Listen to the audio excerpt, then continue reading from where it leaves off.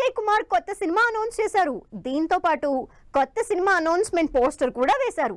Poster release చేయటం ఆలస్యం, అక్షయ్ కి మంచి రోజులు వచ్చినట్టే, ఇక అక్షయ్ ఫ్లాప్లకి చెక్ పడినట్టే అంటూ సోషల్ మీడియాలో కామెంట్స్ పెడుతున్నారు. మరి అక్షయ్ కి హిట్ తెచ్చిపెట్టే ఆ డైరెక్టర్ ఎవరు? ఆ హిట్ కాంబినేషన్ ఈసారి కూడా కంటిన్యూ అయ్యే ఛాన్స్ ఉందా? అక్షయ్ కుమార్ దాదాపు 10 సినిమాలకు పైగా ఫ్లాప్ లో ఉన్నారు. వీటిల్లో కొన్ని సినిమాలైతే డిజాస్టర్ టాక్ తో మినిమం కలెక్షన్లు కూడా రాబట్టలేకపోయాయి.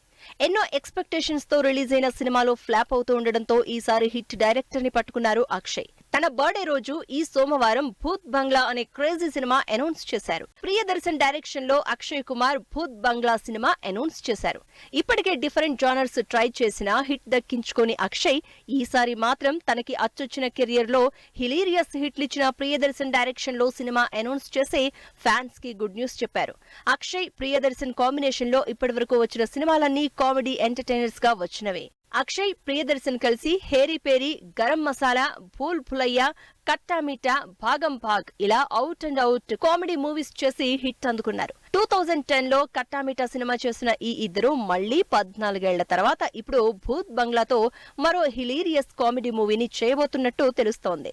Next year release date fix చేసుకున్న ఈ సినిమా రిలీజ్ చేసిన పోస్టర్ కూడా ఇంట్రెస్టింగ్ గా కనిపిస్తోంది.